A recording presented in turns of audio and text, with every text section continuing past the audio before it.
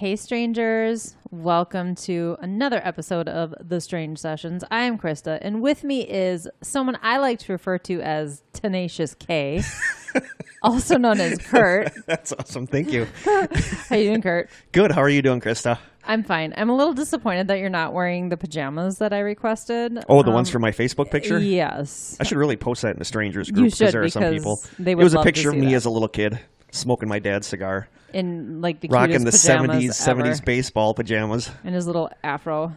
His little my Kurt fro. My little blonde afro.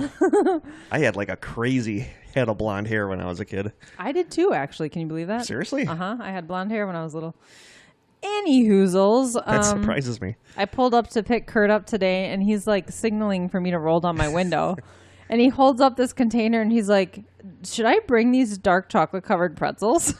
And I said, what kind of question is that? Well, it was a valid question. Of course you should bring maybe those. you don't like dark chocolate. I bought them at Walmart, and I bought them for us, and then I'm walking out, and I'm like, crap, I don't know if Krista likes. I feel like you don't know me at all, Kurt. I don't. We need to get to know each other. Yeah, we do. Now you know I like dark chocolate covered anything. I prefer just regular chocolate, but dark chocolate's okay. I think it's a female thing. My husband prefers milk chocolate, and most of the chocolate's so females I good. know prefer dark chocolate. I don't know how I feel about white chocolate. It's not actually chocolate. It's not by the actually way. chocolate, but sometimes But I I really think it's like it. delicious. Sometimes I don't. It's actually, I think it's a scientific thing, though, that chocolate just in general triggers things in the It female does. brain. It's like everybody's brain. It Well, has. more I for can't remember what females, it's called, though. but it's like the hormone for like when you fall in love or something like that. But I think it's stronger in females. That's why we like chocolate more than men Sweet. do. Yeah. And that's it for Chocolate Talk with Kurt and Krista. It's a new... It's our new podcast. Yeah, or at least a small section of our podcast. Chocolate Talk. I could do it. So do we have any housekeeping? We have shout outs. Oh, we have shout outs. We have some new strangers since the last episode. Oh, and by the way, everybody loved the last episode. People seem to good. really love Yeah. the stories in the last episode. So thank you, everybody that submitted stories for that. That episode was kind of a big hit with everybody. And I knew people would like the subway story because that was creepy as yeah, hell. people did. I'm fascinated with the subway story. Mm-hmm. You know, it's like, what was that? It's a head all scratcher. About? It is totally a head Love it. scratcher. So thank you so much, people that submitted. That episode was amazing. But we want to give shout outs to our newest strangers, and they are Wanda Morrissey, Amy Brabant. Brabant. Brabant. I Well, knew I was going that's to how I screw that remember up. saying it. So she's a classmate of mine from, high school. So someone I haven't seen in over 20 years, but she's really into the paranormal. I don't even know if she's listening to the podcast, but I added her Okay. in the hopes that she will start. Well, if she's not, then she doesn't know I screwed up her last name. It And all if I'm works out in screwing the up your end. name, people, I'm sorry. Yeah, sorry. Some of these are hard. So, and my last name sucks. So I totally get it. Nobody pronounces my last name right. Except me. And Roxanne O'Laughlin. I think that's O'Laughlin. Is she the one from Ireland? She's from Ireland. She's awesome. So thank you so much. Britton Bames, Hillary Novak, and Christina Noel Paulici. I think You that's how totally it's pronounced. said that differently before. Paulicelli. There you go. I don't know what's correct, but Christina Noel Paulicelli. there you go. That's how you said it the first time. Thank I was you. like, oh, she must be Italian. Like, I need to start writing this stuff like how I say it phonetically. Do you know that a lot of people on their Facebook page have Oh, I how know. to phonetically I know. pronounce it? We're I not know. going to take the time to go to your pages to figure that out. It's just not gonna I could, but happen. not everybody has that because I haven't seen I that on don't. everybody's. I don't have it. I should. But my profile is bare minimum. And we also want to give a shout out to our listener, Nick. We want to give a shout out to his sons, Nicholas and Ryan, that What's up, guys? are young and seem to really enjoy the podcast. And so I just wanted to add that he said one of the reasons they like it is because it's a clean podcast. We don't swear. Yeah. And the episode that I gave him You the swore. shout out in, I swore twice in that episode, but that was before we had that conversation. So I apologize. we but- try to keep it PG. Yeah, we really do try to We keep try it to keep clean. it PG-13, or we try innuendos that'll go over most young Kids' heads. You know, like heads. most Disney movies, there's always innuendos in there, but the kids don't get Yeah. it. So thank you so much, Nicholas and Ryan. I'm glad you guys enjoy the podcast. So Yeah. thank you. Did you notice I just compared our podcast to a Disney movie? No, I did not. Well, there you have it. And also want to give a huge shout out to our listener and friend Stephanie, who sent us an awesome postcard from the Winchester House. Yeah, that is the coolest postcard. It is. I mean, not to be, disparage anybody else's postcards, but it's a really cool one. I would love to visit there. It's on our strangers page. We need to get there sometime. Yeah, I agree. That'd be a great episode. We need to quit our jobs and we need to quit our jobs and go on a Strange Sessions road tour. Okay. Okay. How are we going to fund this tour? Well, we're going to figure that out yet. I have to start selling merchandise. Yeah. Speaking lots of merchandise. It's probably being put off to 2019, guys, just because we're going to get T-shirts going, and we want to do it all at once and not be just rolling one thing out at a time. And let's go straight into housekeeping because you have stuff. Oh, yeah. News. Exciting news. So if you're a stranger, you already know this. If not, I just wanted to let listeners know. If you're familiar with Paranormal Palaver or not, doesn't matter. But it's another podcast that I do with the other members of Old School Media, Jeff and Joe. And we have like a season, and I don't know if we have a second season recorded and out, and it's already out. You can find it on Stitcher or any of your podcasting apps. But we kind of lost steam, and life happened, and one of the guys got married, had a baby, that sort of thing. And but now we're going to revive the podcast. So we decided we're going to start recording again, and we're changing the format up a little bit. I won't go into all that now because most of you probably don't even know what the old format was. But we're on Facebook, and we're on all of your podcasting apps. So if you're interested, the first season and a half is strictly paranormal. The new format will include some other topics like true crime, media, like movies and stuff like that. So stay tuned. I'll let you guys know when we start releasing episodes. Very cool. And if you remember back in the last season of Strange Sessions, Joe sat in on the Shadow People episode. Yeah. It's always dangerous when Joe and I are together because we tend to digress a lot. And there's at least one episode from Paranormal Palaver that Kurt was a guest on. Yes. The EVP. Did we do an EVP? We did a bunch. Episode? We talked about a bunch of stuff. We played EVPs. We talked about my Mandela effects. Oh, that's right. Yeah. And I was so nervous doing that. So it's a little different than Kurt and I have more of a structured, more serious, well-researched format. Wow. Jeff and Joe and that just made you guys sound awful. It sure did. We're a little bit more loose and off the cuff, and there's a lot of joking around. And Jeff is a hardcore skeptic, and Joe has the craziest theories you'll ever hear. And I don't know, it just works somehow. It does. It really does. So yeah, stay tuned. It's different sides of the same coin. But I've mentioned several times True Crime Crew podcast that we were working on. We're actually going to build that into Paranormal Palaver. We're going to have a week that we do True Crime, so that's where that podcast is going to fall. So, and of course, they'll be appearing on Strange Sessions. Yeah. I'll be showing up on Paranormal Palaver. Mm-hmm. So it'll be a good time. It'll be a fun collaboration, as always. So that'll be coming soon, so stay tuned for that. There'll be more news about that. Yep. And more housekeeping we mentioned the contest the last episode where the winner of the contest gets to pick our 20th episode topic. Okay.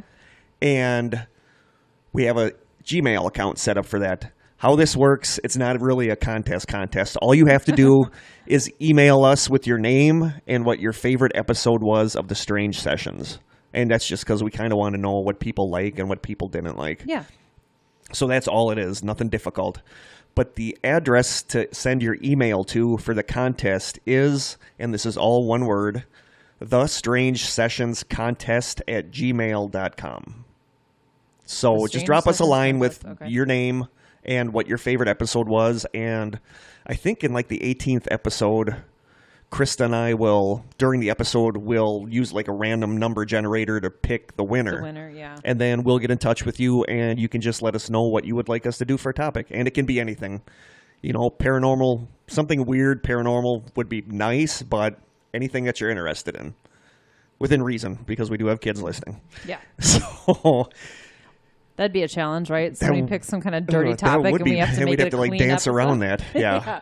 Don't make us So do that. again, that email address is thestrangesessionscontest@gmail.com. Sweet. And I'll have it posted up on the Strangers and in the Strange Sessions Facebook page by the time you hear this podcast. So send us some email, and you can pick whatever the heck you want us to talk about. Exciting. And I think that's it for housekeeping, isn't it? I think so. Are we on to our taste test? I think we are on to our taste test. We are going to try another one of the Asian snacks that our listener Melissa sent to us. And FYI, there's going to be more mention of Melissa later in this episode. Oh, okay. And in one of the next couple episodes, I think Brittany was the one that posted to our Strange Sessions page that we need to try the peanut butter mayonnaise challenge. Oh, yeah, she posted that. Oh, and yeah, I just wanted to mention one of our listeners from the South. I can't even remember who it is right now. We were messaging back and forth. I have to go look. She was going to offer, or she did offer, to send us a specific type of mayo to our P.O. box because you cannot, apparently in the South, eat this kind of sandwich without this specific mayo. Do people actually eat this in the South? Yeah, I guess it's a thing. And we don't have that mayo, at least at the store I checked. I could check a couple other stores, but I didn't see it. But yeah, it is a peanut butter mayo sandwich. So I like peanut butter. I like mayo. It can't be bad. I'll give it a shot. So Crystal, give it a shot. I've tried some really disgusting things in this podcast. Yes, you have. So one of our next couple episodes, is she going to send us the mayo? I'm formally asking that she send us the mayo because I have when we no get the idea mayo I'm from gonna find her, it. we will try the peanut butter and mayo sandwich. I'm going to send her a private message too. Just feel so bad that I can't remember who it is right now. But for tonight, we are going to try another one of Melissa's Japanese snacks. And I will reach into the box o' mystery. Box o' mystery snacks. Please be good. Please be good. They haven't really disappointed though. They're all pretty good. Yeah, they. Oh, the face you're making right now. All right, I have something long and cylindrical in my hand. I bet it's like that corn one. No, this one is like hard. Well, that was hard. Or there's a bag of something. What do you? You're feeling something hard, long, and cylindrical. Okay, just saying. Keep it clean, Kurt. What do you want to do? The bag? Do you want the big bag of something? Whatever you grab and pull out is what we're going to try. All right, I'm going to pull out the big bag of something. Okay. Ooh. It is... Wow, that is a huge bag.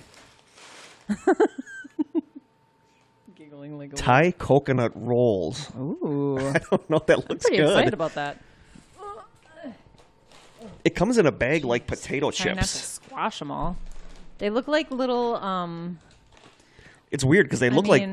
It comes in a bag like potato chips. How would you explain that? Let me take a picture. It looks like... What am I trying to say? They look like egg rolls. Yeah, a little bit like egg rolls that are open on the end. But they're hard like a cracker. Right. Huh. And there's like... What is that? Wait a second. Let me see that. Oh, it's some kind of fruit. That's not a coconut. Durian. Durian. Oh. Is it? Oh, no. Isn't durian that fruit that if you cut it open, you're going to have to basically burn the room down because it stinks so bad? Yes. But it's supposed to taste good, right? I guess. Kurt looks like he doesn't want to try it. That anymore. is a durian on the front. It is. It is says a durian spiky... right on it. Oh, boy. So this...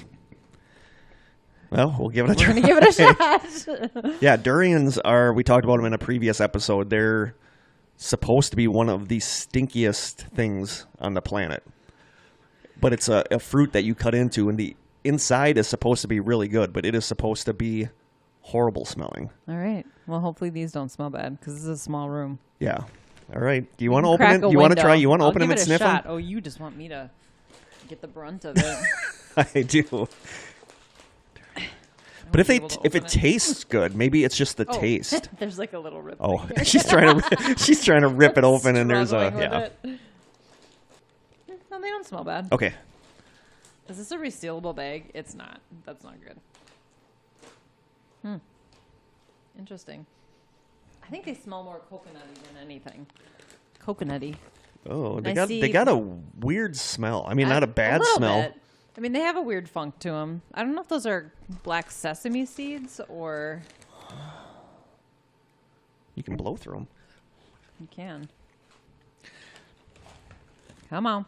It smells a lot like coconut, but there's something hidden under that coconut smell that... I'm guessing it's the durian. I'm guessing it's durian. You ready?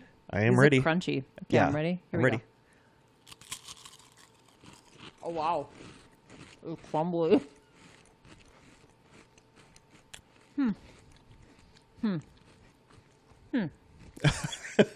It's...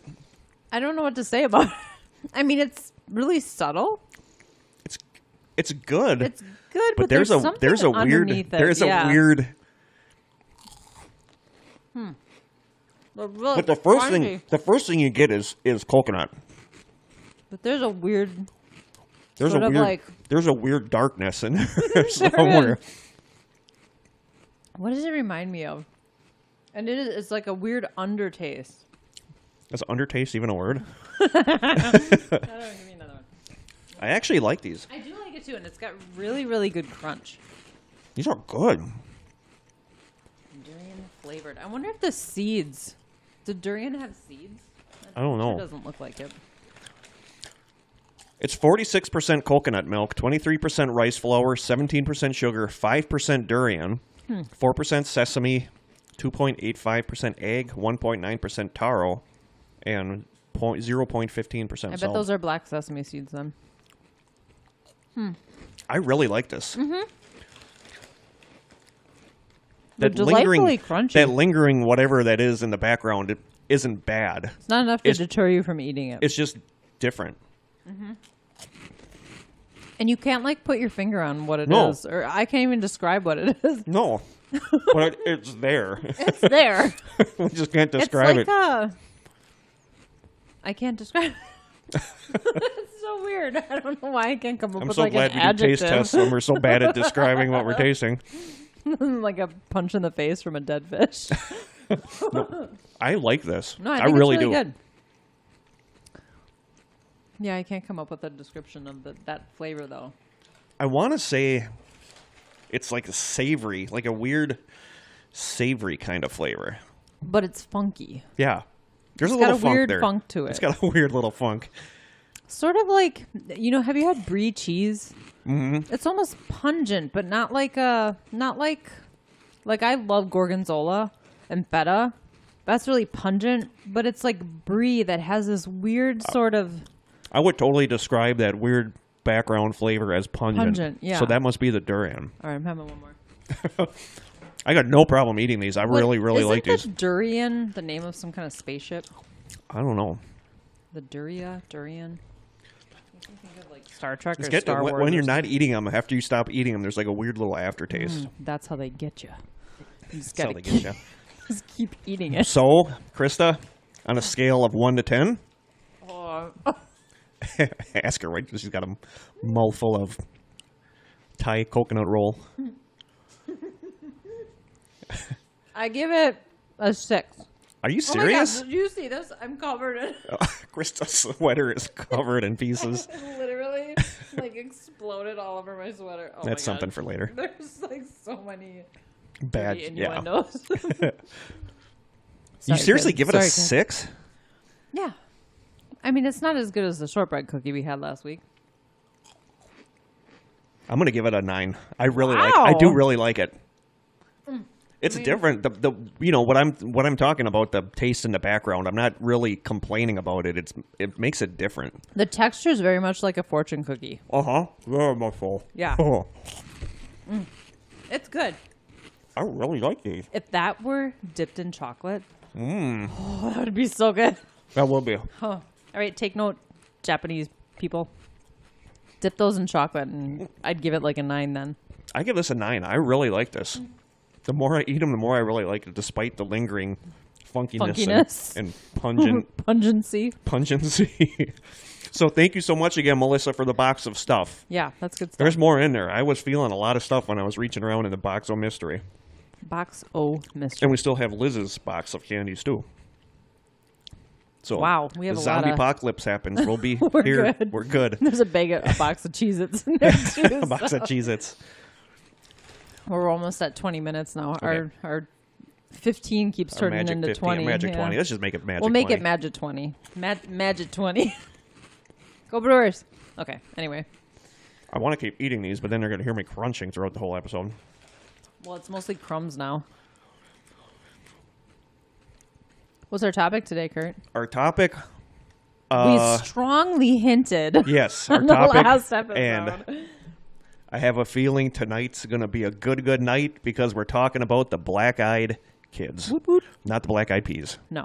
Although Fergie can show up outside my door anytime she wants. What was that look for? I'm not, You're not a in the Fergie mood. fan? Not really, no. Nope. Whatever. I'll take her ex-husband, Josh Dimmel, though. I don't even know who that is. Hello. Hottie Boo Body. I don't know who that is. He's an actor. What was he in? Oh, come on. I don't know. A bunch of stuff. I haven't seen any movies since Caddyshack. So let's dance. Every time I hear that movie. song, anyway you Such want a it. good movie. Yeah, it is. I want to come on when you guys do your movie reviews. Okay. Talk about Caddyshack. Well, we're only going to talk about paranormal movies. Oh.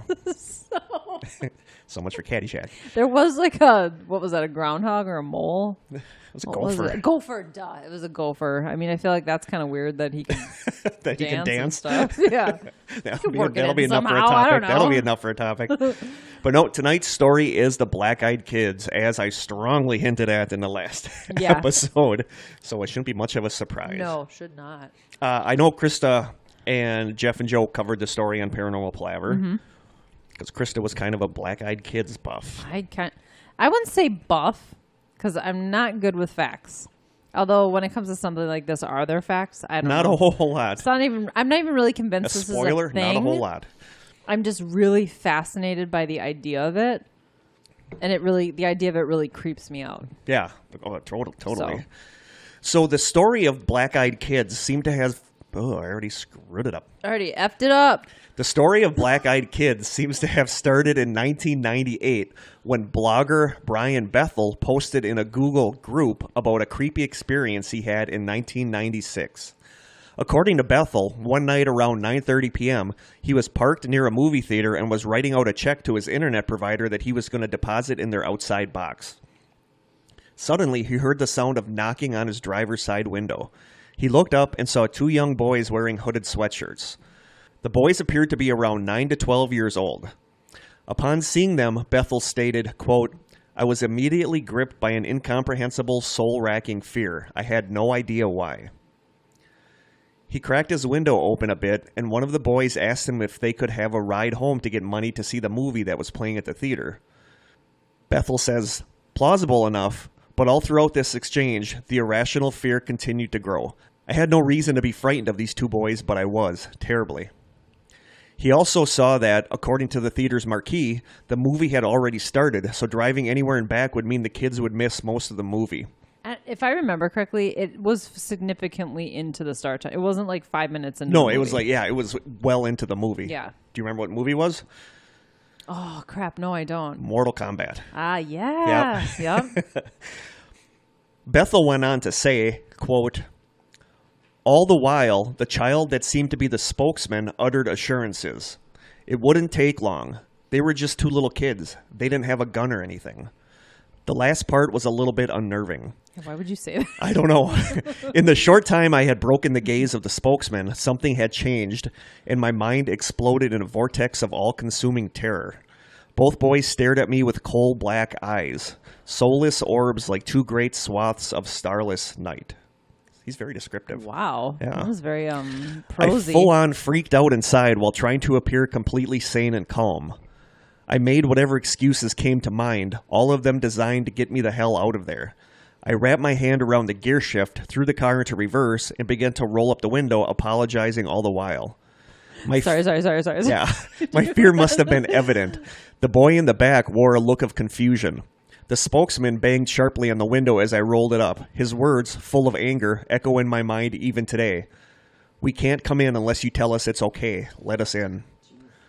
I drove out of the parking lot in blind fear, and I'm surprised I didn't sideswipe a car or two along the way. I stole a quick look in my rearview mirror before peeling out into the night. The boys were gone.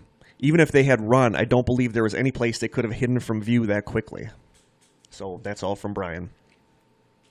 Sometime after his strange encounter with the two black-eyed children, Bethel called a friend of his named Chad, who he had gone on ghost hunts with previously.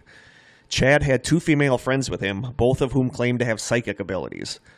During the call, Bethel started to describe his encounter above to Chad when one of the women stopped him early on in the narrative to ask if the children had black eyes. Intrigued, Bethel admitted that they did, then asked why she asked that. The woman, a week earlier, had a dream about children wanting to be led into her house, and, though it took her a little while for her to realize it, the children did have black eyes. She kept her house locked up tight. She intuitively felt that if they were to be led into her house, they would kill her. In finishing the story, the woman told Bethel that, had he let them into his car, they would have killed him too. Bethel had told friends of his strange encounter, but after posting it in the Google group, the story began to slowly spread across the internet, finally blowing up in 2013 after several YouTube videos and a story in the entertainment section of the MSN website came out. Shortly after that, horror movies based on black-eyed kids began to pop up. So I never heard the second part of that story. I never did either. Psychics. There was one of the sites that I because his story was on like almost every site that I looked at. Yeah. But one of the sites had that part, so I thought that was interesting. I threw it in there because it was something different. I'm gonna test your memory. Okay. Because I feel like there's a weird. When did Zozo start showing up on the internet? 90s, wasn't it the late 90s? The mid to late 90s. And when did this guy post on the internet that he had this? He posted that this happened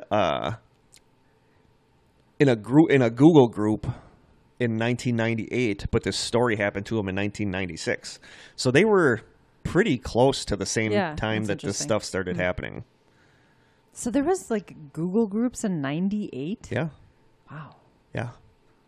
Maybe it wasn't specifically a Google group as it became called, but it was a the Google internet, group. Yeah. A chat room on the internet. Because I was in college in 95, and I guess we were using. I was doing email and that's true. All that stuff. It just brings back the whole point. It was probably more like a bulletin board, like a right. It just brings back the whole idea of, it seems like this stuff popped up at a certain time, but I think that's just when we had the ability to communicate to everybody over the internet. Yeah, exactly. I think that's why so many of these things happen around that time. Like, had been going on for probably long before then. We just didn't hear about it because no newspaper is going to publish it or magazine. No. So that's one of the theories about why all this stuff starts then, is because that's when people were able to meet other people that this happened to. And actually communicate it, yeah. Okay, go on. So here are several black-eyed kids' traits. Traits? Okay. Traits. Number 1, obviously, black eyes. What? Goes without saying. Yeah. The eyes are said to be completely solid, pitch black with absolutely no iris or usual white part of the eyeball, and are often described as being almost inhuman or similar to alien eyes. Mm-hmm. Number 2. The age range seems to be about 8 to 15 years old, and it can be both boys and girls, although boys seem to show up more often. The age around 10 seems to be the most common. Number 3. The children mostly show up in pairs, but sometimes in small groups of 3 or 4. One of the children is always older than the rest. Generally, the older child will be the one that approaches strangers, does most of the talking, and is the one insistent upon coming inside. Meanwhile, the younger child will be quiet and shy. Some witnesses report feeling a strong urge to help or protect the younger child. I thought that was weird. I've never heard that before. I never heard that before either. Number 4, their skin is often described as being pale, chalky, or almost plastic-looking and artificial. And that is a lot like something we talked about not that long ago. And we'll get into that. Number 5, direct eye contact is avoided at first by looking away or down, or having their eyes shaded by a sweatshirt hood, and then eventually looking directly at the adult, and that's when the black eyes are noticed. Number 6, they prefer to knock as opposed to using the doorbell, and there's no use or talk of technology. Like, none of the kids have cell phones, right? Which is weird. Number 7, they are said to have an awkward, stilted way of talking and have very monotone voices. Sometimes they have strange accents that can't be placed and seem inauthentic. But they are always very polite, almost overly polite, constantly using phrases like please, sir, or ma'am, or yes, sir, or ma'am. Some witnesses have reported that the kids seem to only be able to say 1 or 2 phrases, such as we need to use your telephone or our parents are coming soon. They might also be caught using old-fashioned expressions like asking to use the telegraph instead of using the telephone. Other witnesses describe the children as intelligent and responsive. For example, if you tell them they can't come inside to use their telephone, they might ask instead to come inside to use the bathroom or to warm up. Number 8, they wear clothing that seems a bit off, whether it's the size of the clothing or the style of the times. Yeah, usually it's like old-timey. Yeah, it's like weird. It's like weirdly almost type clothing. Yeah, they're often described as like Mennonite type clothing. Mm-hmm. But these guys in the first story had hoodies. They were just like teenagers. A lot of them have hoodies. A lot of the black-eyed kids reports have them wearing hoodies. Mm-hmm. Number 9, upon meeting with them, there is a common feeling of being mildly hypnotized and paralyzed, but also in a state of pure panic. Number 10, they often beg for or demand entry, stating that they need to be let in. But they always say we can't come in until you invite us. Until you let us in. Number 11, occasionally there are reports of an unusual, organic, overpowering smell. Oh, I've never heard that before. Yeah. That came up in a couple of them that I looked at, actually. Number 12, witnesses have reported that children staring at each other and making head or body gestures as if they are in silent communication, and often calling out to adults before the adults come into view, which is creepy. Like they know that the adults are there. Yeah. Number 13, flickering lights and power outages are common when the children show up. And number 14, encounters with black-eyed kids sometimes result in frequent nightmares, nosebleeds, and even severe ailments. So I don't know if you're going to get into this, but this is another, not a black-eyed kid trait, but something that commonly happens, is that people, like if they're in a car or they're in their house, even though they're terrified, they'll all of a sudden realize they're reaching towards the door to let them in. Yeah, there were a couple of, I don't know if I have any of those stories in here, but a lot of the stories were kind of like the story about Brian Bethel, the guy with the car in the car. And these people said that they were like, no, you're not coming in here. But they found their hands moving to the door handles to actually let them in. And then they realized what they were doing. And they're like, oh, my God. Yeah. Yeah. So it's like a mind control part of it, too. Yeah, like the being so hypnotized, creepy. Yeah. So here are a few stories. And the thing about the black-eyed kids is that there's really nothing out there but stories. Right. There's no good photographic evidence that's not obviously photoshopped. Right, yeah. So it's a lot of stories. So here are a couple stories about the black-eyed children from various websites. The first story, I'm just going to repeat them like they were written. Okay. The first story, it almost felt like a dream. I woke up to my dog, Lucy, barking. Lucy. I know. My baby. She was upright on the bed where my husband and I were sleeping with our 22-month-old daughter. I almost said 22-year-old daughter. where my husband and I were sleeping with our 22-month-old daughter, staring at our door like an unknown stranger was out there rummaging around. I thought she was just freaking out over a house noise. We'd only had her for 3 months, and she was still a puppy. It could have been anything. Our roommate, a creak from the house settling, the awnings moving outside in the breeze, anything. I wasn't too concerned initially. I decided that the best bet would be to open the door and show her that nothing was there. It sounds a bit silly, but that's what I do with my daughter when she gets scared, and I figured it would work with a puppy too. I opened the door and she raced to the front door. She stood there, snarling at the door. It was an angry, violent growl, one I had never heard her make before. I looked groggily at her and opened the baby gate blocking the doorway, planning to open the door to show her that everything was okay. The second my hand reached for the deadbolt, Lucy went wild. She started barking and jumped towards me, and when I touched the metal, she suddenly changed her temper. She whimpered, almost like she was afraid and backing down. As her mannerism changed, so did mine. I wasn't calm anymore. My heart was racing and sinking at the same time. I had been flooded with a mixture of fear and dread. I looked through the peephole. I can't explain why I looked, but I did. Outside were 2 kids. One was just a smidge shorter than me and didn't look much younger. I'm 21, and she looked to be 16 or 17. She was slender and pale. Her hair was a light shade of honey blonde, and she wore it long, about mid-back, with long, thin, blunt bangs in the front that covered most of her eyes. She wore jeans, a light wash that's popular right now, and a thin-looking olive-colored pullover-style hoodie. She held the hand of a small girl who looked to be around 3 or 4 years old in the same style jeans and a button-down ivory cardigan. The smaller one looked at the floor shyly, but had the same shade of hair, tied back in a ponytail. She held a small stuffed toy under her free arm, and it was identical to one my daughter has, as was their style of dress. Had it not been for the feeling of overwhelming dread and fear, I probably would have asked these children in and given them some tea or hot chocolate just to get them out of the bitter cold. Something about them just seemed off. At this point, I hadn't made any noise. I hadn't shushed the dog or grumbled. Nothing. I hadn't turned on any lights. These kids had no indicators that I was at the door. The older one spoke. She had a voice that was mature, confident, strong, and accentless. She held her head tilted downwards, and I couldn't see her eyes. She said, "We have to use your phone." I stood frozen in fear. How did she know I was there? She raised her head to face me directly, and that's when I saw her eyes. There was a reason I couldn't see them through her bangs before. They were black, or deep midnight blue, or deep dark purple. They were otherworldly. She said, "Our mother is worried." As someone who has always been interested in creepy stories, I knew what she was the second that she looked at me through the door. I have never been one to believe in these things, as a staunch atheist and a skeptic when it comes to the paranormal. I had written off many a ghost story from friends and family members eager to tell their tale. I didn't believe it. Still, I couldn't rationalize my way out of this. I was standing with nothing but a thin wooden door between me and a black-eyed kid. There was no questioning what was right in front of me. I did not answer her. Slowly and silently, I backed away from the door, Lucy still cowering at my ankles. She kept talking. "Just let us in to use your phone." I took another step back, and with that step, the tone changed. At first, she seemed polite.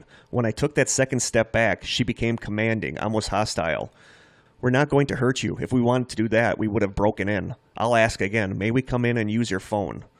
Lucy snarled at the door, and I inched backwards again, though something inside me seemed to be slowly pulling me back towards the door. It wasn't a physical pulling so much as a subconscious need to go back and let them in.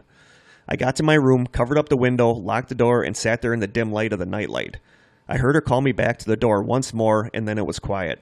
I didn't go back to sleep that night, and I haven't slept right since. I know from reading about them that BEKs can't just come in without permission.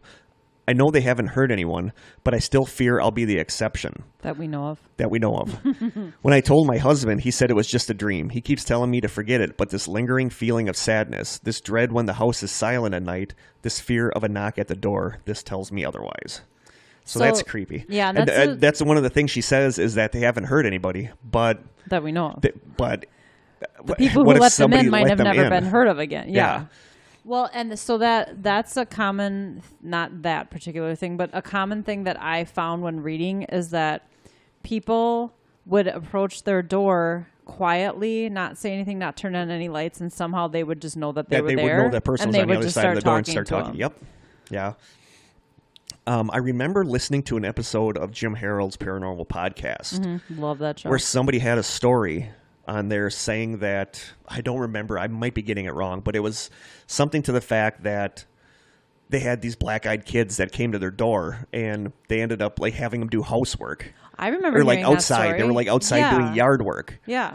And the husband was always like, well, you know, I should have them come in and pay them or whatever. And the wife was like, no, do not have them come in the house, because they always wanted to come in the house. Mm-hmm. So one of the times she left to go do something, and the kids were there in the yard. When she got home, it looked like they hadn't done any more housework since she left, and the front door was open instead of being locked, and she found her husband dead of a heart attack inside. So her assumption was that he let the kids in, and that was why he died. I had heard of another story where they allegedly let the kids in, and their family like suffered a lot of illnesses. There's one coming. I have one on here like that. I think another thing I noticed about this story is they said, and I just know this because I'm a dog person. I've had several dogs. Puppies are not territorial. Yeah, it's not something they just know right off the bat. I remember Lucy and even Bogart. We had a German Shepherd Black Lab mix named Bogart, and it was months before he barked at all, just barked in general, and no growling. Didn't notice people outside, or if people came to the door, they didn't care. That territorial thing happens later. Yeah. So it's interesting that their dog reacted that way, probably out of fear, because puppies know fear right off the bat. They're afraid of everything, you know, but so to me, that's interesting because that's like a fear reaction, not a territorial reaction, because I don't think they have that in them at that age yet. Yeah. Another story, while based at a Marine camp in North Carolina, an unnamed U.S. Marine stated that in November 2009, he had a strange encounter near the barracks where he lived. The anonymous witness stated that he was alone in his room one evening watching a movie when a knock came at the door. Expecting it to be his roommate, thinking that he had forgotten his key, the Marine opened it without hesitation. When he did, though, he was presented with the sight of two small children standing outside. As soon as he saw them, the man stated that he was filled with dread and had an impulse to slam the door shut as fast as he could. That was before he realized that both children had jet black eyes. Despite his fear, the Marine asked the children what they wanted, to which they responded, all the while staring straight at him, that it was cold outside and that they wanted to come inside and read. I know. Read. That's just creepy. Very specific. The Marine suddenly realized that no one else was within sight, and as the children took a step towards the room, he gave in to the impulse that was He gave in to the impulse that was racing through him and shut the door quickly. The knocking continued for several minutes, in addition to a rattling from his window, before the noises stopped and the children appeared to be gone. The Marine made some idle inquiries the following morning, but the few people who had been on site during the strange encounter stated that they hadn't seen or heard anything strange. So, as always, take it with a grain of salt because it's an anonymous story. Right. Well, I feel like they all are. Yeah.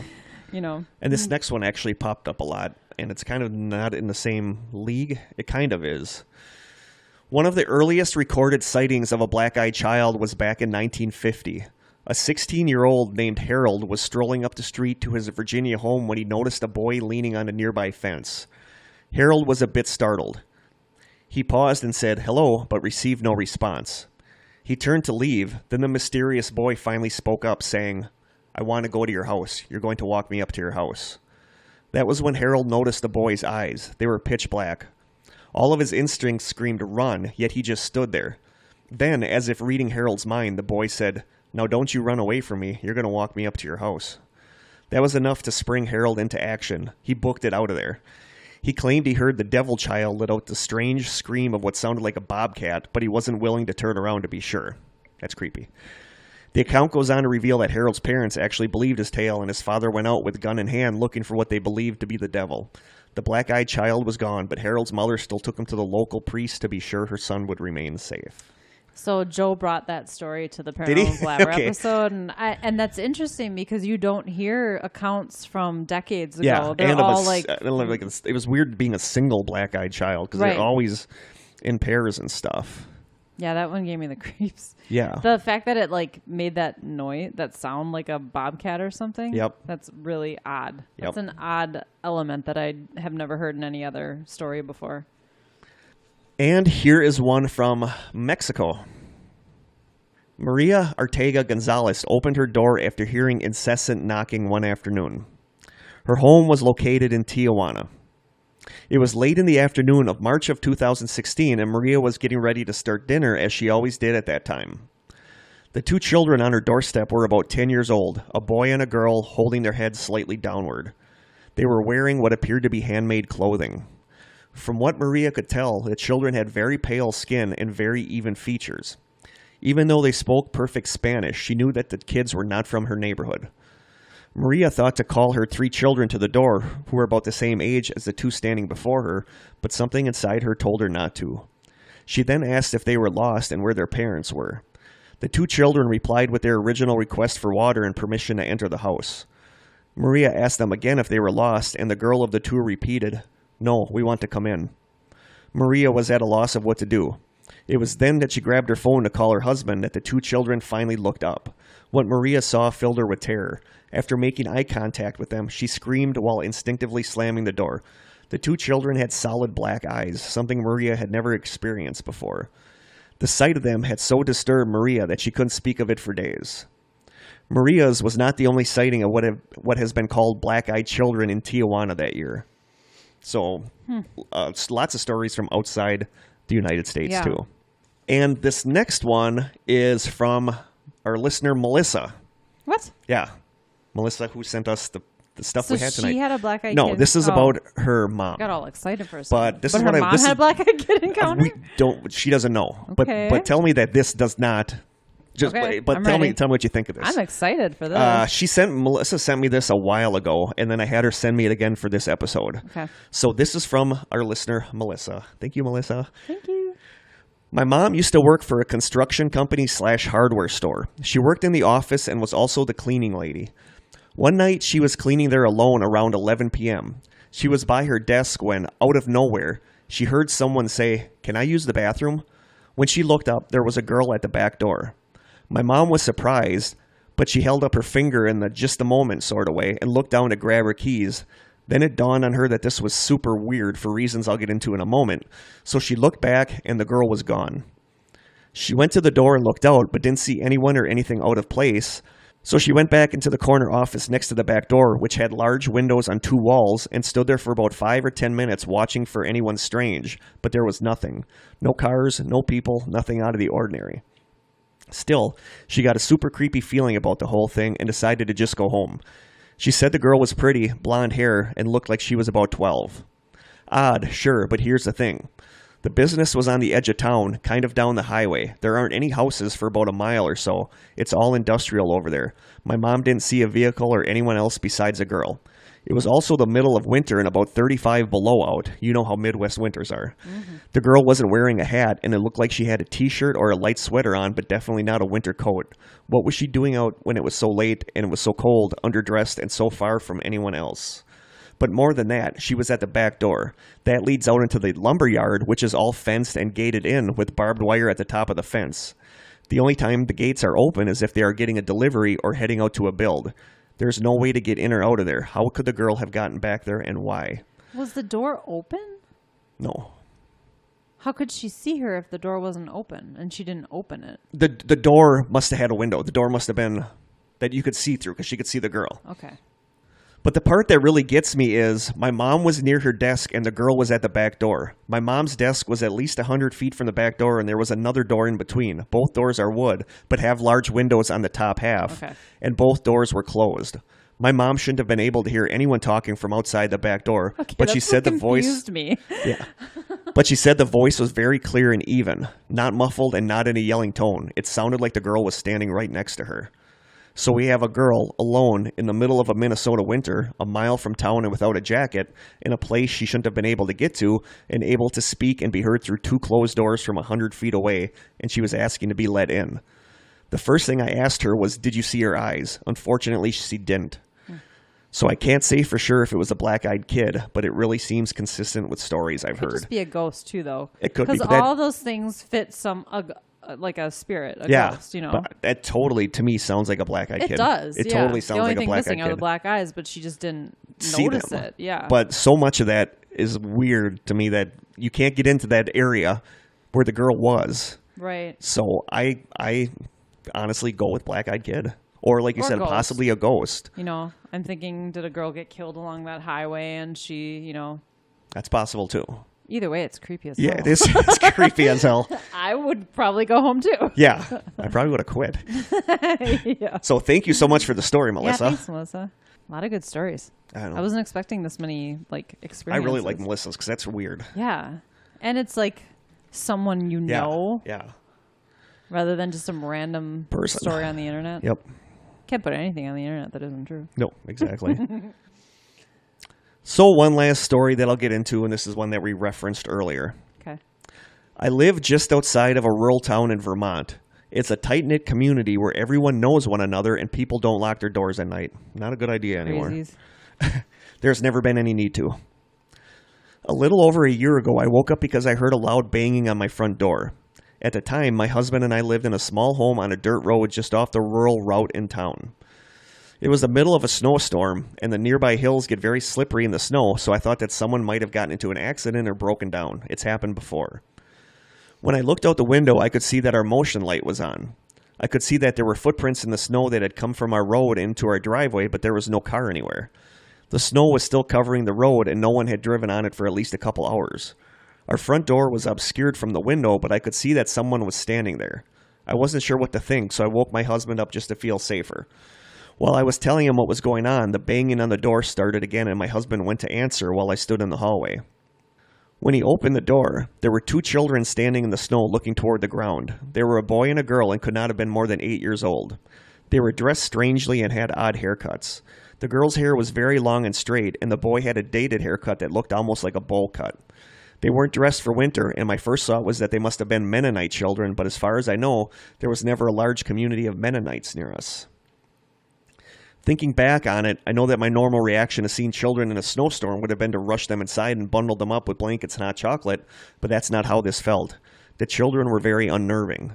They would not make eye contact, and when my husband asked them if everything was okay, they asked if they could come in. My husband looked at me like, what should I do? And I asked the kids where their parents were. They'll be here soon, is all that they could say.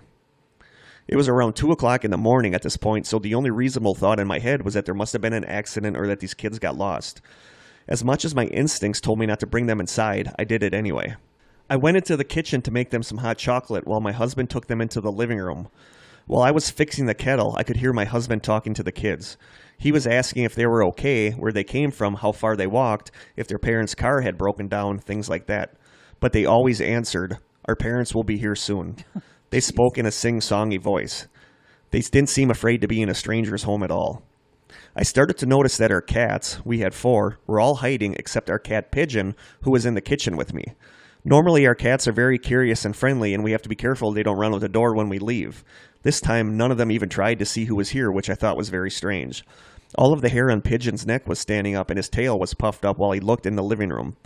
When I bent down to pet him and see what was wrong, he hissed and started growling and backed up until he had hid himself under the kitchen island. I had never seen him do that before.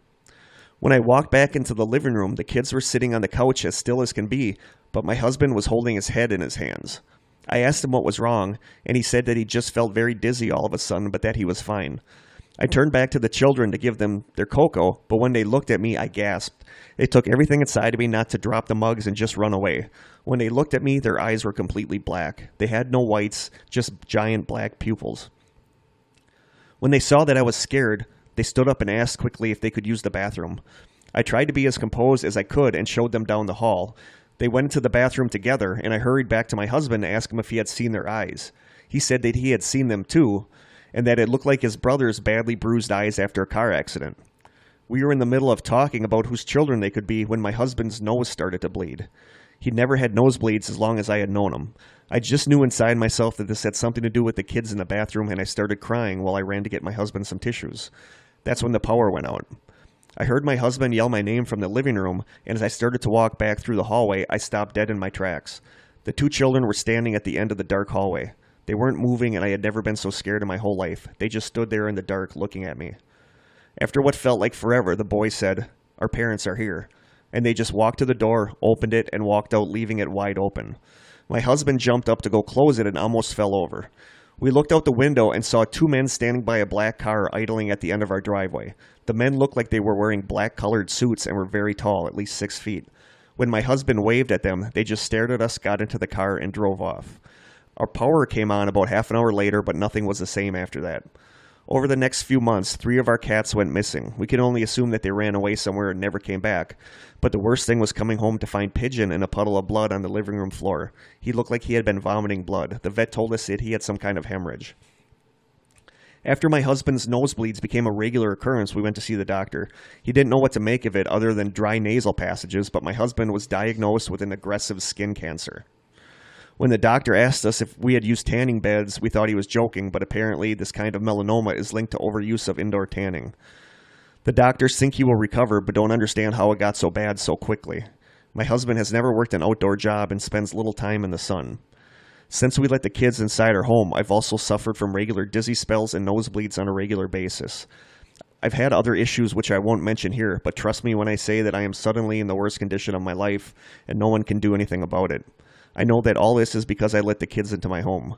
We told everyone we could about the strange kids that showed up that night, but no one else saw them. But some laugh at how scared we were of the Mennonite kids, but we know what we saw. I wish my husband had never opened that door. So this is definitely the story I was referring to. Yes, that is the story you were referring to. And here's the Men in Black link that I've heard from multiple stories. Yep. So did they call? They didn't use a phone or anything. No, they just kept saying our parents will be here soon. And their parents are 2 men. Yep. Okay. Who dress like Men in Black. Yeah. And I guess having 2 parents who are men is not all that uncommon these days. But the clothing of the kids always seems so bizarre to me. You know, I keep like one of the stories I read, the kids had it was in a parking garage that they came to this guy, and because he was in his car and they wanted it in his car, but the kids had I think it was the Montreal Expos were a baseball team.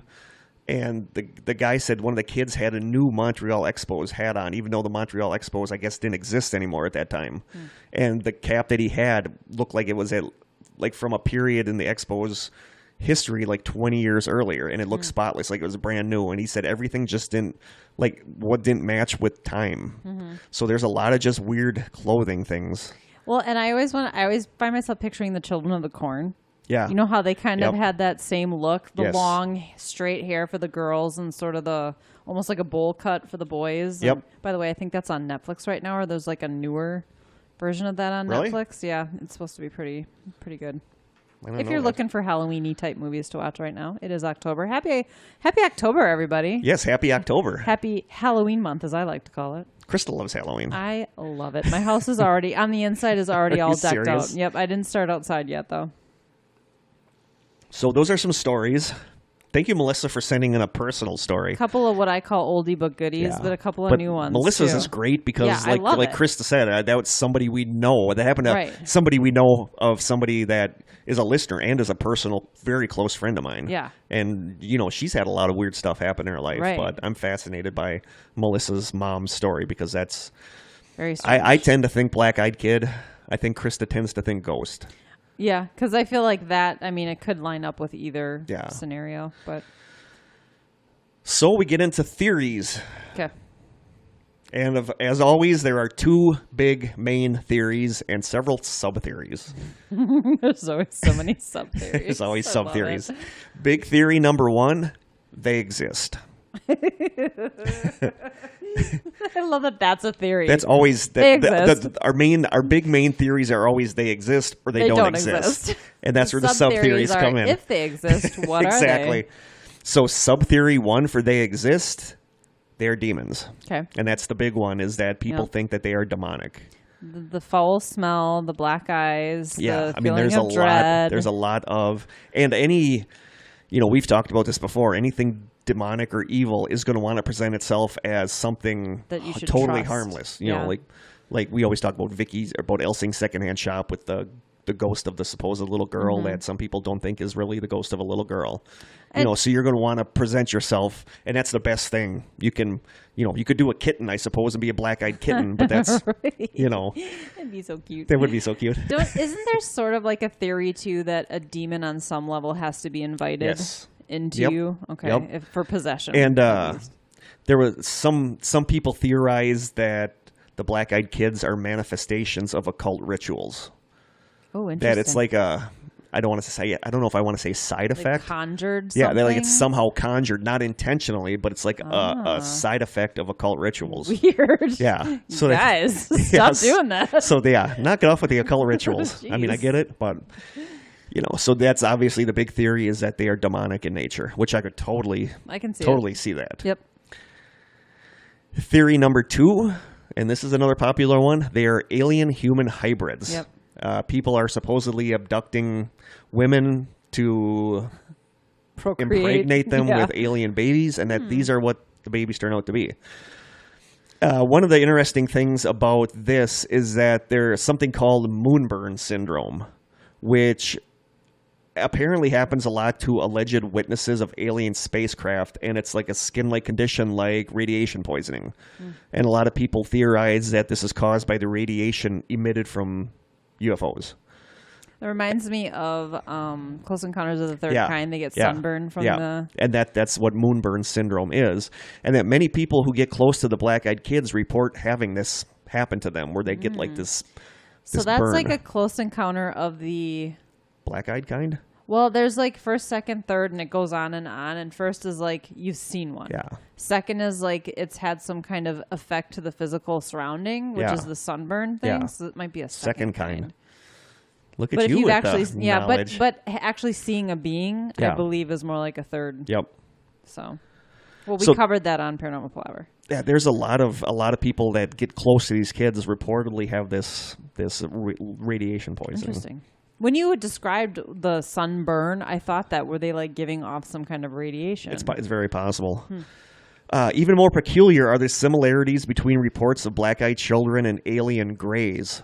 Both are said to have oil black eyes and pale or olive skin. Not only that, but the reported hypnotic quality of the children's black eyes is in line with what some abductees report of their experience with the gray aliens. So there's a lot of tie-ins actually with aliens. Sort of like involuntary opening the door. Yes. Kind of thing. Okay. Yeah. Sub-theory number 3, ghosts of deceased children. And this was an interesting story. I'd never heard of this, so I actually looked at a lot of stuff about a lot of sites about this. Walkers in Cannock Chase Forest, Staffordshire. I believe that's England. England, yeah. I think so. Just sounds or like Scotland, it is. one of those. Oh, sure. Or Ireland, maybe. One of those that ends in "land." Maybe Roxanne, is that in Ireland? I don't Let us know. I'm guessing England. Yeah. I'm guessing England. Walkers in Cannock Chase Forest, Staffordshire, which is an area notorious for ghosts, claim often to run into these ghosts of children. In autumn of 2016, a man was walking his dog at night when he heard something rustling in the bushes. He carried on walking, but the noise seemed to follow him. Eventually, he saw the source of the noise. A small child, no older than 10, standing a bit off the trail and holding her hands over her eyes like she was playing peekaboo. Oh, that's creepy. The man asked the girl if she was okay. Meanwhile, his usually quiet dog was barking madly. The child didn't respond, so the man carried on walking. Suddenly, the girl reappeared in front of him. This time, her hands were down at her sides. I almost fell over when I noticed that her eyes were jet black, the man was reported as saying. Perhaps he would have convinced himself that it was just the workings of his imagination if it wasn't for the many other sightings of this mysterious child in the area. One woman was walking through the forest with her daughter when they heard the desperate screams of a young child. The pair instantly started running toward the noise, eventually looking behind them to see a young girl standing there holding her hands over her eyes. Again, when the child put her arms down, the mother and daughter saw that her eyes were completely black. These eyewitnesses' accounts were collated by ghost expert Lee Brickley, who runs the blog Paranormal Cannock. His own aunt saw the black-eyed girl in the forest back in 1982. She reported what she'd seen to the police, and they conducted a search of the area to find nothing. Sightings of this little girl have been linked to the murders of 3 children and a brutal attack on a 4th in the 1960s. Car mechanic Raymond Leslie Morris, who died in prison, was convicted of murdering one of the girls and suspected of carrying out the other attacks. So a lot of people associate this particular black-eyed kid with the ghost of a dead girl. So that is one of the theories that these are ghosts of deceased kids, but I don't know. I don't know. I mean, I could see some of them. Sure. Like you said, the one at Melissa's, that could be a ghost. There were no black eyes there, because they didn't see the black eyes. That could be a ghost. That you could don't be really a black-eyed see the black kid. eyes right away, though, and maybe the encounter wasn't and all enough. of these encounters, you don't see the black eyes right away. Mm-hmm. I just wanted to mention Roxanne O'Loughlin. She had posted on Facebook about how she's almost caught up and sad that she won't be able to binge listen anymore. And you said, we're so glad. And her response was, thank you. I also need a t-shirt that says, don't harsh my mellow. I'd never heard that one before. I don't remember. Why did I say that? I don't remember why I said that. Don't harsh my mellow. It was the spicy pizza jerky. Oh, that's right. That harshed my mellow. It hurt your feelings. It did. It did. I'm working through it. Seeking therapy. I'm learning to trust pizza again. I feel like you trusted pizza the next day, probably. I did. I'm fickle that way. Oh, funny. Sub-theory number 4, they are vampires. Okay, and I've that's heard this very before. common with the whole they have to be invited in thing. Oh, sure. Yeah.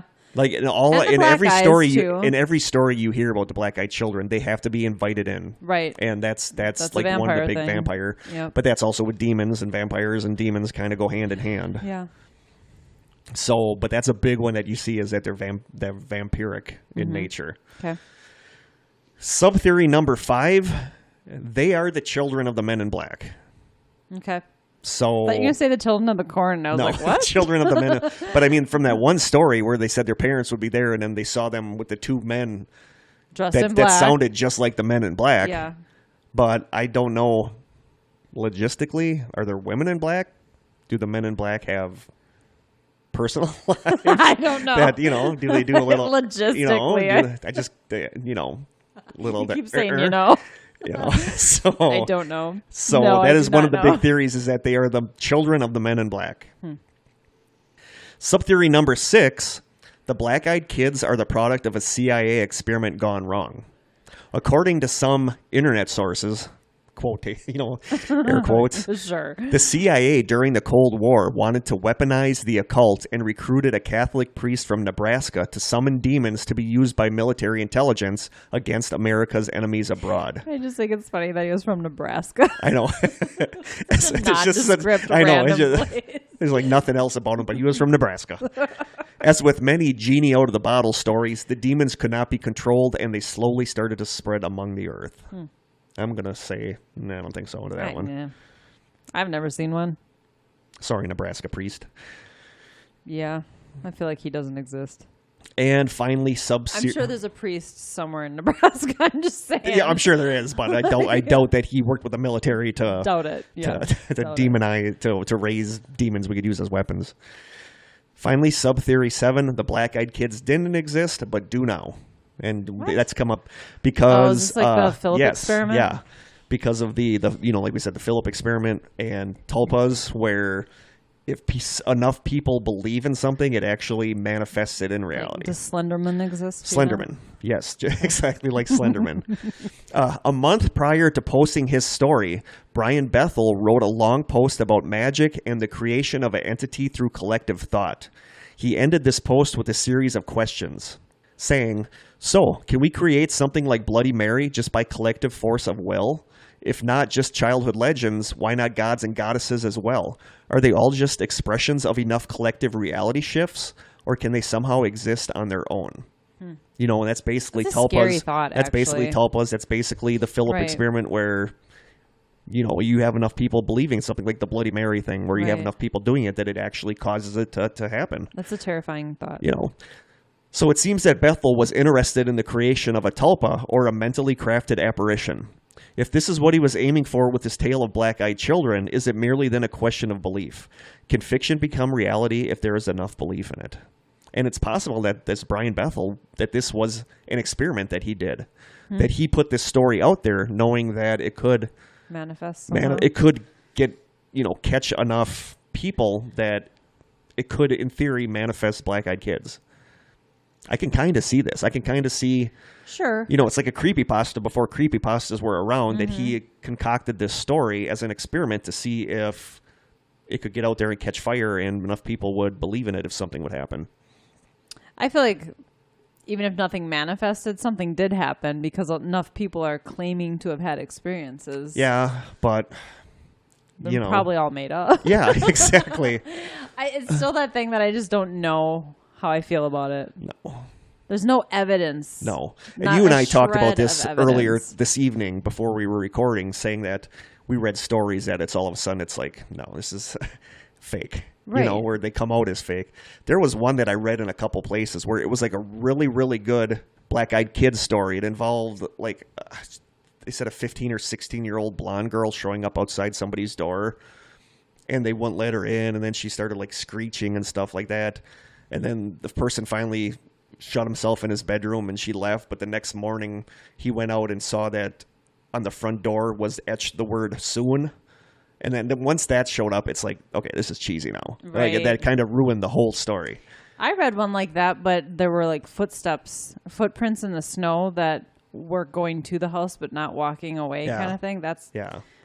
But I read one online last year before I did the Paranormal Palaver episode on this, and it was and I loved it. It was the best black-eyed kid encounter I'd ever read. And then it was the guy, I guess, later came out and said that he just made it all. Yeah. But I was so mad. It was just basically a guy had gone camping by himself, and the black-eyed kids kept coming to his tent and running into him on the trail. And they kept showing up at his tent in the middle of the night asking to be let in. And it just, the way it was written, it was really creepy. And then Just as an aside, my friend Luke, he had one of the stories in our first listener submission. He's a good friend of mine, one of my very close friends, and he loves the podcast. But he texted me the other night that he was in his tree stand hunting, and he said all he could think about was the story about the mirrored men walking through the woods when the guy was hunting. yeah. And he said that was all he could think about, and he was just getting so creeped out. That just made me think of, I've been listening to Sasquatch Chronicles like nonstop lately, and there's an encounter that they talked about that totally... Really? It was a story about a guy sitting in a tree stand and kept hearing owls hooting like crazy, like how in a way that they don't normally act. And then out of nowhere, he felt something grab the heel of his foot. And he looked down, and it was allegedly a Bigfoot was reaching up, like a 10-foot tall, was reaching up and touching his foot. And it all turned out to be like the hooting was he assumed a distraction so this thing could sneak up on him. Huh. It gave me the heebie-jeebies. That's creepy. Yeah. But I digress. So now we get to big theory number 2. which is exist. they don't exist. You call that one. Can't put anything on the internet that isn't true. Exactly. If we ever do get Don't Harsh My Mellow t-shirts, Roxanne's got to get one. Oh, yeah. Totally. We should get that t-shirt. They don't exist. Sub-theory number 1, something called mydriasis. That is pupils dilating. Oh, sure. There's several reasons why pupils can dilate. Low light, medical conditions. A trip to your eye doctor. A trip to the eye doctor. Or the use of various drugs, including decongestants, epinephrine, amphetamines, and ecstasy. The thing is, though, they only cause your pupil to dilate. Yeah, well, that's the thing. But it says even in these situations, the white of the eyes does remain. But if you're primed and jacked up from stories about black-eyed kids, you're predisposed to just see the black eye. The thing is, though, I feel like most of the stories I've read, they didn't know. There was only one that you read today, and I've never heard this before, that they had heard of black-eyed kids before their encounter. Yeah. Most people have never heard of them. No. Oh, it scared me. Guy walking by with a Great Dane. Oh. And I've seen this guy walk by 100 times, and for some reason he scared me today. But isn't that a theory that once you know about the black-eyed kids, you're going to have an encounter with them? That's something I've heard about. I've never had an encounter with black-eyed kids. And I've known about them for like 10 years. I did. Okay, and this is another aside. I don't remember if I said this I can't remember if I talked about this on the podcast, but this was so weird. I remembered that I did talk about that I did that Wyoming incident alternate reality game for a while. Yeah. Mm-hmm. That was actually run. It wasn't even actually a game. It was run by the guys from the Something Awful forum because they were bored. Yeah. So they created this whole background with these weird YouTube videos and stuff, and it was basically an alternate reality game that they were just doing because they were bored. But at one point, we were all supposed to, and I talked about how it was this serial killer message board. Mm-hmm. And at one point, we were told that we were supposed to message the administrator of the board, and he would tell us something meaningful to us. And meaningful to you personally? To everybody that messaged him. Okay. So I messaged him, and he wrote me back, and he said, very soon, my black-eyed children will be observing you. Don't be afraid. They are just observing. And it was just that. Oh. So I was like, that's creepy. And when was this? This was years ago, like 10, 15 years ago. Okay. But at the time... Did you know about the black-eyed kid phenomena at the time? Okay. Yeah. But at the time, I was working at a factory in Two Rivers, Wisconsin. Trivers. And the factory was, like, from my office, you could see Lake Michigan. It's right on Memorial Drive there. Mm-hmm. So, like, shortly after this happened, there was one day when I printed something out, and I had to go to the printer to get it. So I went to the printer to get it, and I looked out the window, and, like, maybe 100, 150 feet ahead of me before Memorial Drive, there was a sidewalk, and I went up to the printer to get it out, and I looked out, and there was a girl and a younger girl standing there on the sidewalk just looking at me, looking at the window. And I just was like, what? And they just sat there looking at me. And I was so creeped out. Oh I knew this was an alternate reality game, but that was like... They just sat there and looked at me, and finally I just walked back to my desk, and then I went back a little while later, and they were gone. So that was just weird, and that just popped in my head with the black-eyed children thing when I did this. You know what's also kind of strange about that is I think even now, the black-eyed kid thing, unless you're into this, it's an obscure thing. Nobody knows what that is. Unless I think more people are aware of it. If they're into the paranormal, they are. Yeah, but you might see the movie trailers about the black-eyed kid movies and stuff. I haven't seen any black-eyed kid movies. Oh. But 10, 15 years ago, nobody knew what they were unless they were really into this sort of thing. Yeah. So it's weird that he would make that reference. It was. And it was weird that those the girl and the younger girl were just standing on the sidewalk looking at the window where I was looking at them. Sub-theory 2, sclera contact lenses. Right. Sclera contact lenses cover the whole eye, and it's easy to get black ones. You're supposed to only be able to get them really with a prescription. Though. You're only supposed to be able to get them with a prescription, but there are tons of websites where they can be bought illegally. Teens trying to be edgy and creepy would have no problems getting these to freak people out, and that's the thing. I mean, I've heard of people buying. Sure. But aren't they like $300 a contact? Probably, but if you're like into this stuff, you might want to do that. Not just if to freak you're 8 people years out. Old. Very true. Do you have a credit card when you're 8? I guess I'm thinking of older teens. And could you buy something like that on the internet in 1998? Probably not. I'm thinking now you'd have Where no would problem. you even go to buy something like that on the internet? But that's one of the theories that people say for that it's not. I bet that someone's had an encounter with someone wearing contacts. Oh, I'm sure. Point, I'm sure they have. I don't think it explains I'm sure they most have. of this. And finally, sub-theory 3. These are nothing more than scary stories or creepypastas. And that goes without saying. I feel like that's a very likely... It's like the Slenderman thing. Yeah, so get to... What do you think? What do you think about the Black Eyed Kids? It's like it's that thing that I'm really intrigued by, and it's super creepy, so I sort of want it to be real, but I don't see enough true evidence to support. There's no evidence. There's their like absolutely existence no evidence. besides these stories. Yeah, besides these stories. And But that Brian Bethel, story, the guy that wrote the first story about them, swears that and his it story's really never happened. changed. No, and he swears it happened to him. And maybe it happened to him, and all these other stories were made up, just sort of, pulling off of that. But your Melissa's mom's story, I believe her, but there was no black eyes in that story. I know. So, I don't know. I kind of lean towards this is just in an her urban defense, legend. I don't know if I would have asked to see the eyes of the kid or went up even close. No. So it's weird that she looked down to grab the keys and looked up and she was gone. Yeah. Which is actually not a very common theme. Well, the Black They Eyed usually Kids don't disappear go- all the time. I mean, they disappear. Usually they want to come in first, though, and Yeah. they won't give up right away. So that's because sort of that one kind of gave up right away. like she was like, "I'm getting my keys. Hold on," Yeah. and then she was Yeah. gone. So that's kind of not in line with it. But I'm leaning towards this is just an urban legend, albeit it's like the story of the dancing man. Yeah. I love that story, but Yeah. it's made up. Yeah, exactly. And my final verdict is urban legend. Yeah. They don't exist. I hate saying that because but I don't necessarily. Men in Black, I'm fascinated think with. that could be Men in real. Black. Well, Men Yeah. in Black, I'm fascinated with. If they exist, whatever. But I don't want Black Eyed Kids to exist because that's Well, I don't creepy. want them to show up and on my that's- doorstep. No, that's I think I'm going to be alone on Saturday, and so now I'm sitting here thinking, what if my doorbell rings or they'll knock on my door? So I got to go with urban legend. It's like the Men in Black. There's a lot of good stories.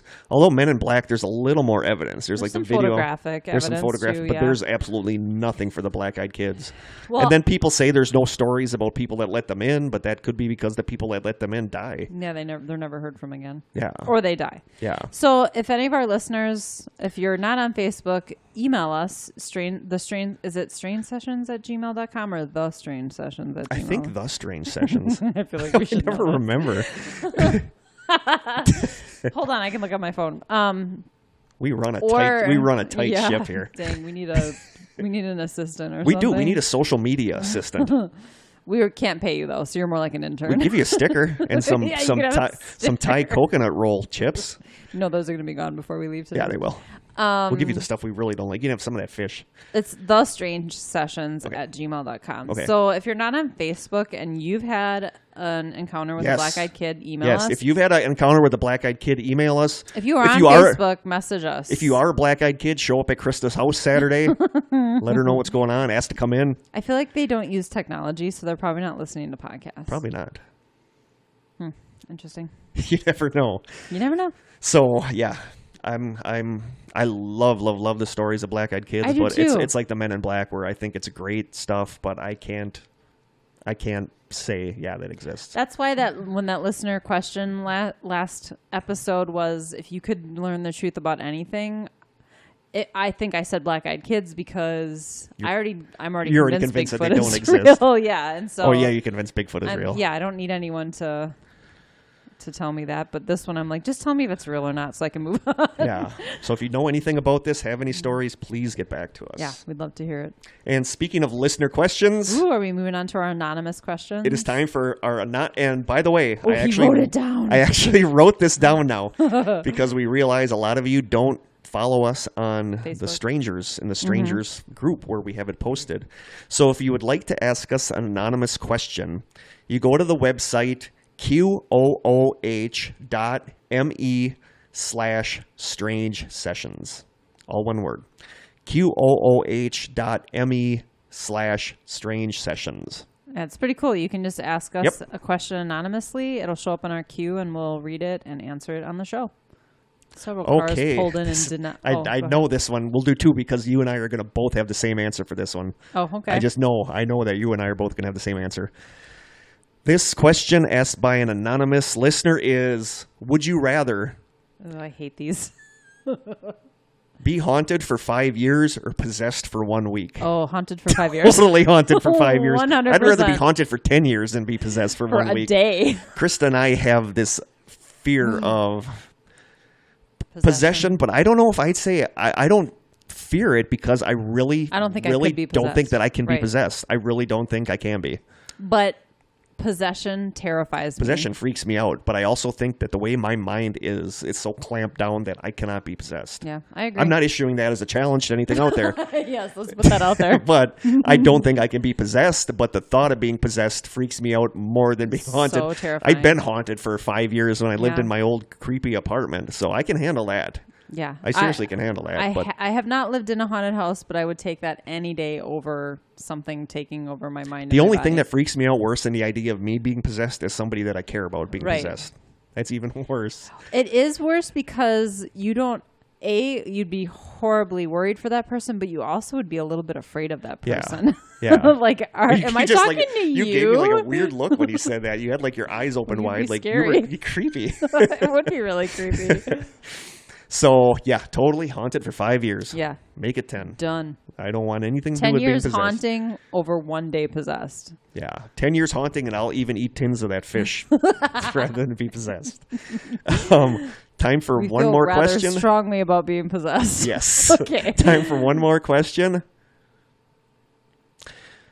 Oh, this is cute. Do either of you believe in magic / witchcraft? P.S. I adore this podcast. Aw. Thank you. Do you believe in magic or witchcraft? Do you believe in magic? In a young girl's In a young something. girl's heart. Yeah. I don't know. That's a really good question. Years ago, I looked into and read a lot about Wicca. I did too. I think I had Wicca's books really on interesting. it. I don't know. I think there's something to be said about intention and putting your intention out there, which really is what Magic witchcraft is. and Yeah. magic is. It's putting an intention out there Yep. and really believing in it. Yeah. But I don't know. Magic in the form of like you can make stuff disappear, and I don't know. I think most people who perform magic are literally just performers. I don't know if I've yet to see an example of true organic magic or witchcraft, to be honest with you. But I believe in like influence.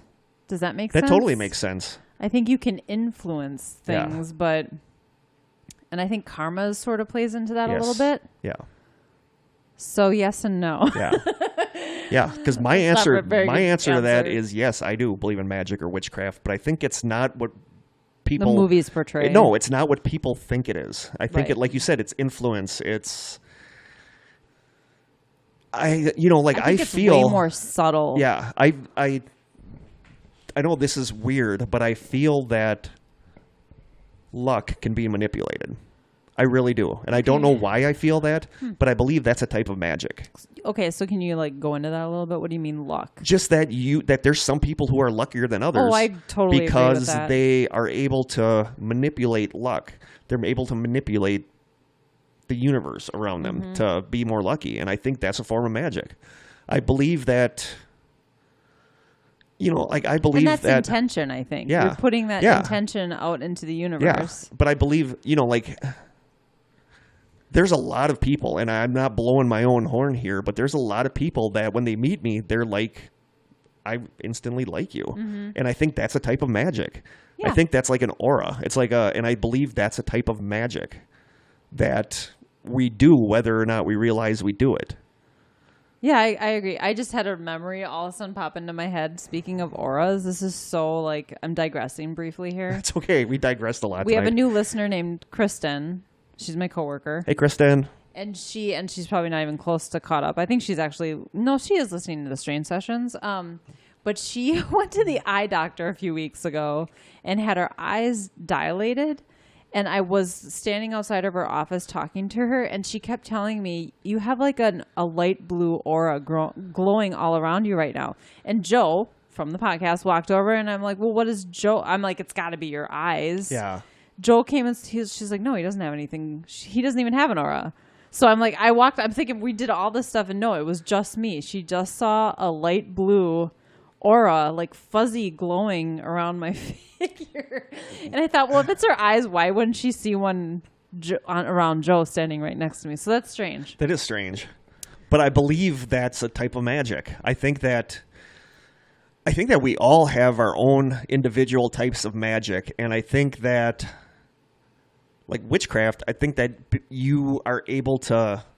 I think that's an empath thing too. Yeah, I agree. Your aura, and I you agree. can influence how I people agree, feel. but I think you are able to control that to a point, and I think that's witchcraft.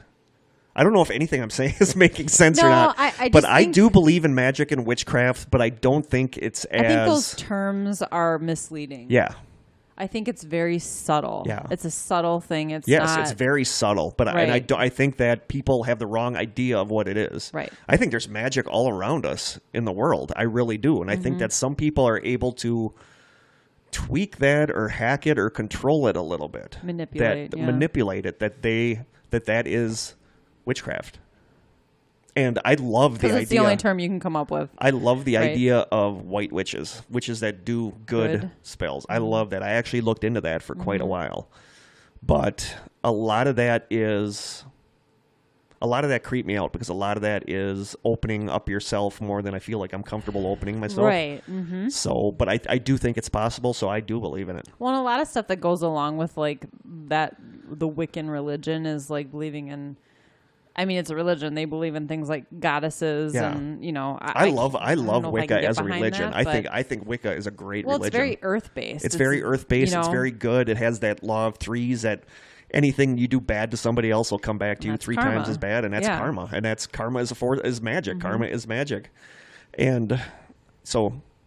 Well, and the reason I said empaths before, because I feel like an empath isn't just absorbing and feeling other people's emotions. I think you can influence. Yeah, other and that is emotions. magic. That is being a magician to me. Yeah, it's manipulating. Emotion. Yeah, but when energy.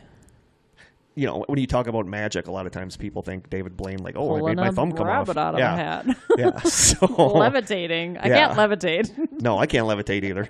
But I do believe in magic. I do believe in witchcraft, and I think it's very subtle. But I think we are all very capable of doing it. It's just we lost the ability, or it takes a lot of, or we just don't notice it. Or we just don't notice it. We're not paying attention. But yeah, I do believe in it. Cool. So very good questions. Question. I like very that. Good questions. So thank you so much, guys. Yeah. Do we got anything else? Not that I can remember. Oh yeah, let's tell them our social media because we're terrible at that. We are terrible. So we're on Twitter, and Kurt still wants to troll the person with the name that we wanted. So we're Strange Session on Twitter. That just gnaws at me. It's super annoying. It keeps me up at night. And of course, we're the Strange Sessions on Instagram.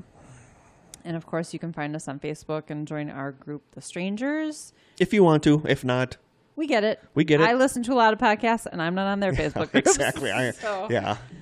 So I totally get it. But tell your friends, rate us on iTunes. But I will tell you that we have awesome people into Strangers. Yeah, we do. I absolutely love each and every person in there. They post such good stuff. Yeah, and everybody's really respectful and really nice. And I dread when we get that first person in there that sucks. Yeah, they're out. I seriously dread that. They're just getting kicked out. That's when we're going to need to make somebody an administrator and have them get the ability to kick people out. And ooh, that'll be exciting when we have to get an administrator.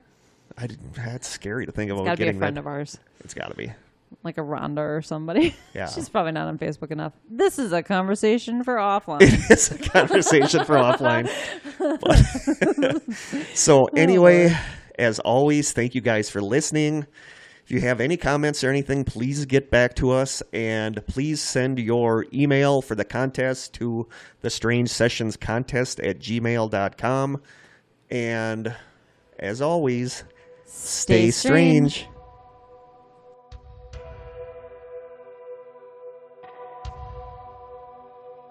This has been an Old School Media production, executive produced by Kirk Konechny. For more information and content, please visit strangesessions.com.